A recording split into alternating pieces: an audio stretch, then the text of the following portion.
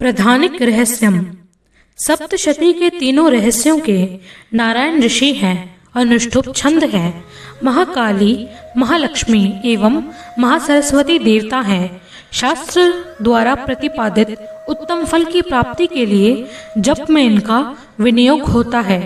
राजा ने कहा, हे भगवान, आपने चंडिका देवी के अवतारों का वर्णन किया, किंतु हे ब्रह्मांड, अब उन अवतारों का मूलभूत मुख्य स्वरूप बतलाइए। हे द्विज, देवी के जिस स्वरूप की आराधना जिस विधि से मुझे करनी चाहिए, वह स्वरूप और आराधना करने की विधि मुझ विनीत से विधि पूर्वक कहिए। ऋषि ने कहा, यह रहस्य परम गुप्त है, अर्थात किसी से कहने योग्य नहीं है, परंतु हे राजन, तुम भक्त हो, इसीलिए ऐसा कोई विषय नहीं है जो मैं तुमसे न कहूं। सबकी आदि रूपा, सत्व रज तम तीनों गुणों वाली परमेश्वरी महालक्ष्मी है। वह लक्ष्य और अलक्ष्य स्वरूपा है तथा संपूर्ण जगत में व्याप्त है। हे राजन, वे हाथों में मातुलिंग, गदा, खेट, पानपात्र, सिर पर नागलिंग और योनि धारण करती हैं। वे तपाए हुए स्वर्ण के समान कांति वाली हैं, तपाए हुए सोने के सुंदर आभूषणों को धारण करती हुई हैं। देवी अपने तेज से संपूर्ण आकाश को परिपूर्ण करती हैं। उस परमेश्वरी ने संपूर्ण संसार को शून्य देखकर केवल तमोगुण उपाधि से एक दूसरा श्रेष्ठ रूप धारण किया है।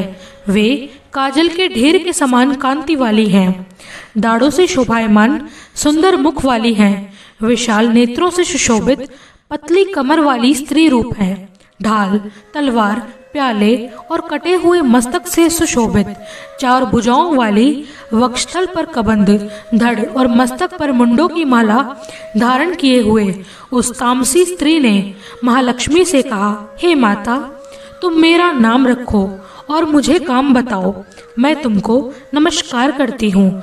महालक्ष्मी ने उस तामसी स्त्री से कहा, मैं तुम्हें नाम और कर्म बताती हूँ।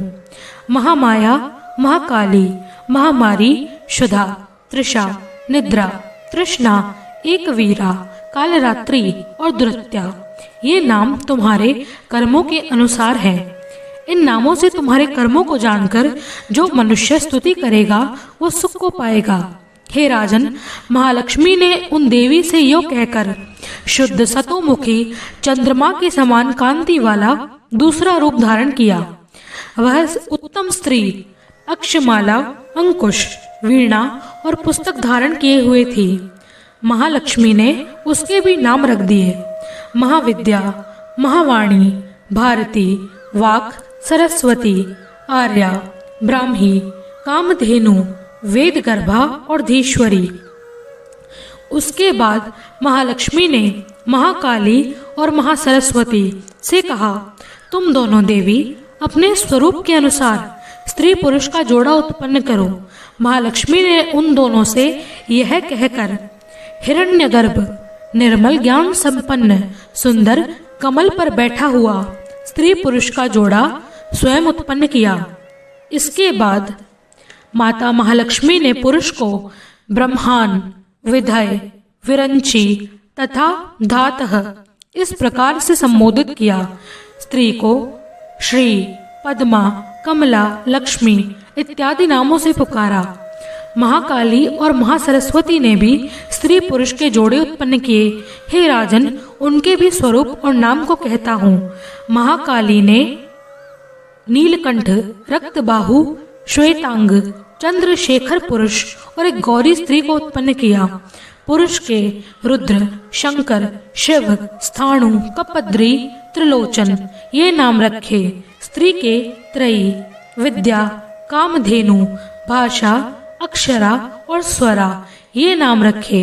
हे राजन, सरस्वती ने गौरी स्त्री और कृष्ण पुरुष को उत्पन्न किया। उन दोनों के नाम कहता हूँ।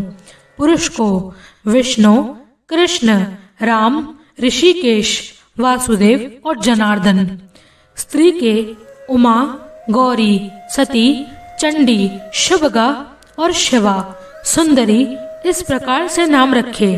इस प्रकार ये तीनों स्त्रियां शीघ्र ही पुरुष तत्व को प्राप्त हो गई। उनको दिव्य दृष्टि वाले पुरुष देखते हैं, न कि दूसरे लोग। हे राजन, महालक्ष्मी ने त्रयी विद्या रूपा सरस्वती को पत्नी के रूप में ब्रह्मा को समर्पित किया, वर देने वाली गौरी को भगवान शंकर को समर्पित किया, लक्ष्मी देवी को भगवान वासुदेव के लिए समर्पित किया।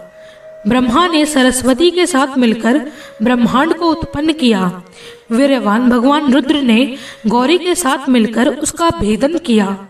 हे राजन, उस ब्रह्मांड से महतत्वादी 23 तत्व एवं स्थावर जंगम रूप महाभूतात्मक संपूर्ण जगत उत्पन्न हुए हैं। भगवान विष्णु ने लक्ष्मी के साथ मिलकर जगत का पालन किया।